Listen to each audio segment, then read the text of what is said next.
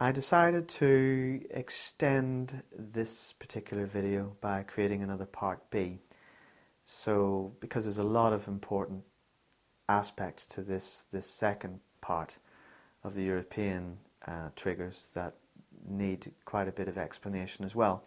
Now, what we're going to do is we're going to be looking at the European government bonds outstanding by current rating, and the source is Thomson Reuters icon. And what we can see from this information is very interesting from the point of view that what we're seeing is that there is a total of 9.1 trillion in bonds that are rated. And of these, 5.5 trillion are rated AA, AAA to AAA to AA, sorry. Now, of the 9.1 trillion, we also have 3.6 trillion that are rated triple B plus to triple B, so they're pretty well equivalent to normal commercial junk bond status. So what we're looking at with the European sovereign bonds, in addition to the non-performing loans which I've just talked about, 33% is literally junk bond status, and they're government bonds. Now, obviously there's a difference between government bonds and commercial bonds. Government bonds should be guaranteed by the respective governments, the nationalities that issue them, but we've seen that with the Greek crisis that isn't necessarily so, because when their economy and their system becomes illiquid and their banks become illiquid, then in order to pay the bondholders, they have to have a bail-in, a bailout, which is what happened to Greece in the crisis, in the European crisis. So if we have a seismic shock in the system again, then the governments that owe the bonds are going to have to be bailed out. Now, why is this important? Because, well, in the European government bonds outstanding, we have, if we look at the countries with the most amount, we have, guess what? We've got Italy leading the pack of just over 2 trillion in bonds. Now, here's the interesting aspect. We know that about 370 billion of those Italian government bonds, the sovereign bonds, are held by Italian banks. So that leaves 1.6 trillion being held by the banks in other EU countries and potentially US banks. Well, more than likely US banks because of the high yields. So we have 1.6 trillion of pretty well close to junk bond status lying about in the bank balance sheets in zero risk, waiting in their CET1s, the Common Equity Tier 1 capital. So if this doesn't concern you, it should. Now, also what we've got to look at, and it's quite important to realise this, that sort of like puts a little bit more of a damper on things, is the maturity of these bonds. Now, unlike the United Kingdom and Ireland, Ireland in particular, which was managed to negotiate a longer maturity on their bonds, Ireland and the UK are typically around nearly the 20-year mark, so that makes their bond markets relatively more stable. But the Ireland's exposure to sovereign debt in terms of bonds is nowhere near Italy's. Although it's sizable, it's nowhere near Italy's. So it's not so much of a concern. Now, the other countries with large sovereign bond debts include Spain at 1.1 trillion, and we have France edging up there at 1.5 trillion. So if we, as I said, if we add together the Italy and Spain, we're looking at close to 3.1 trillion Eurobonds that aren't so good, and that's how we get to that figure that we talked about, 33%, that looked not so good. Now, while Spain hasn't come on the market yet, Spain has got its own internal political problems, and potentially it's only a matter of time before Spain joins ranks with Italy again, and the whole pigs thing starts off again, especially if the countries in the Eurozone go into recession, even a moderate recession, because that's going to put strains on the banking system. So not only do we have non-performing loans, which are as I said before, the gargantuan proportions. Um, we have now the sovereign bond side of things, which are equally on top of that. So we have a lot of pressures on the European banking sector as far as government debt's concerned, and as far as non-performing loans are concerned. Now, if we look at this, and we look at the ECB, we're looking at a massive distortion of risk and commercial risk. Now, the bond purchase programme has created zombies, for want of a better term, and these companies are being subsidised basically by the European taxpayer.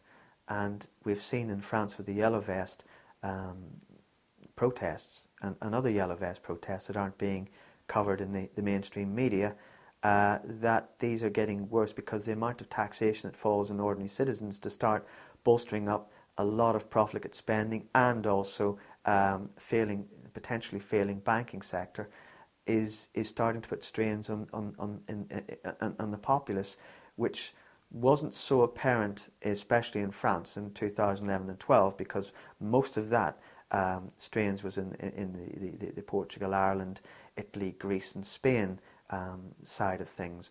So France has now started to come into the picture, and that's a bit of a concern as well. Now, if we talk about the zombie companies, let's look at the working paper, the European Bank working papers of October 2017.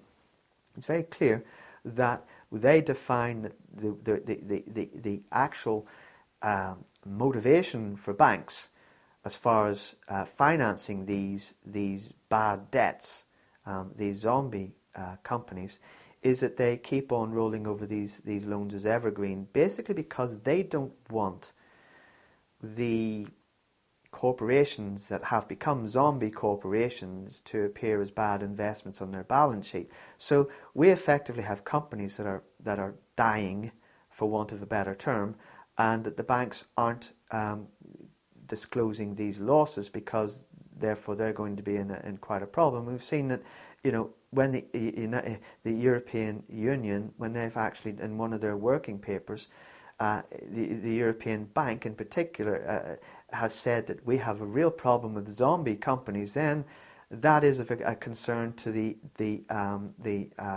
financial system.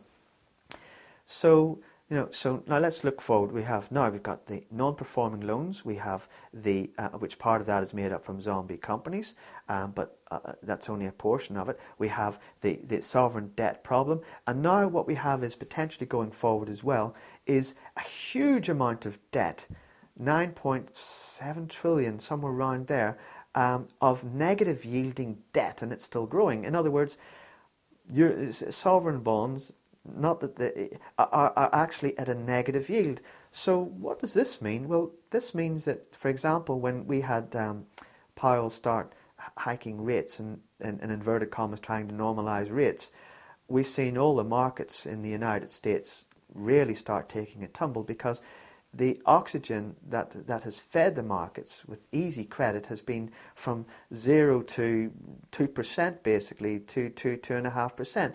So going up from 2.5% to 4%, 4.5% would just kill the economy, because they've been so used to this adrenaline fix, this junkie fix that of easy free credit has had on the market. And we've had so long of it. We've had 11 years of it. This is going to be very, very difficult to correct, because what we're looking at the moment isn't necessarily an economic recession of demand and supply levels. What we're having at the moment is a financial recession, and we still haven't got out of it. Now, so normalization is probably not going to occur realistically for the next several years. So these companies, the zombie companies in particular, are going to be in life support with more and more debt being poured into them. But there has to be a breaking point. The banks already in the Eurozone are failing stress tests. They're not improving. The sovereign bond crisis is not improving. So how can you possibly rate sovereign bonds as zero risk? How can you? Because some of these countries aren't just going to, their internal credit systems are going to fold as their banks come under pressures. And as I said, there's German banks, there's French banks, there's British banks, there's Spanish banks, there's Italian banks. They've all got potential problems that are simmering under the surface, and we've only just seen what that's like with the previous summer of the Italian banks when they were starting to get, still are a bit iffy. We're potentially looking at 500 billion for minimum as a rescue in that. Well, I suspect it's going to be much, much more than that if they have to be rescued. As I said before, what it took 100 billion of assets in the United Kingdom to make sure that the markets in the United Kingdom were liquid was close to $1 trillion. So this is fairy tale land. Once something goes up major in a bank, it really is going to be a very nasty scenario. So if we actually look, well, what's the whole purpose of this? Well, you know, the point about Europe is this, that European nations have a more socialist economy than exists in the United States. So a lot of the demand for this debt hasn't fallen on the corporate sector, been the result of the corporate sector. What it has been is the demand for more profligate governments to keep spending, and keep spending beyond their means. In other words, that they're going further and further into debt. And what they're doing is, by going in further into debt, they're basically getting the ECB to print more sovereign bonds for them, so as they can go into larger and larger deficits. And these deficits are growing because the sovereign bond debt is growing. So the domestic spending that these governments have, like in Italy, Greece, to a certain extent the United Kingdom, France, are being shouldered by the commercial banking sector, and the commercial banking sector is not having any room to breathe. So what we're having is, we're having the government crowding out the debt section as well by creating these sovereign bonds. And where's it going to end? Well, it looks like it's going to end not very well. As Margaret Thatcher, the Prime Minister of the UK in the 1980s, say that socialism and socialist policies work until they run out of other people's money to spend. So the situation we have in Europe is, how close are we to having other people's money run out? And I think we're fairly close, because if we look at what happened and what's happening with the yellow vests and the protests in France, these are protests against taxation. I mean, the irony is that the protesters are protesting against tax, and the tax is increasing because those same protesters want more services, and at the same time they don't want to pay for them because they can't pay for them, because the tax burden has increased so much that they haven't got enough money to live on. So what we're having is a tax revolt, but also a social revolt, because they believe that they're not getting enough money. Something has to give, and it is giving. And this is the worry that I see going forward in Europe. So we have and as I said before about Italy's bonds have got, the outstanding bonds of 2 trillion are going to be maturing within 10 years. And so that means gradual maturing. I mean, all bonds aren't at 10 years. We've got shorter duration bonds and medium-term duration bonds. So there is going to be a cash squeeze as these bonds mature, or the ECB is just going to have to keep printing money. So I see that if we have a global slowdown, we have tax receipts that are coming from individuals and from corporations declining. We have expenses, social welfare expenses increasing. We have a banking sector that's fragile. We have more non-performing loans that become unpayable. We therefore have company collapses, and therefore those particular zombie companies that have had problems before are not going to be able to be subsidised with evergreen loans by the banks. So I basically see that the problems that are so huge in Europe are going to potentially set the trigger with potentially a bank failure or a large financial institution failure, collapsing the whole house of cards. And this is my concern. So I've given a lot of triggers as to why I think Europe is going to be a major source of worry going ahead in triggering a major financial crisis on the back of a recession starting, and that is my major concern.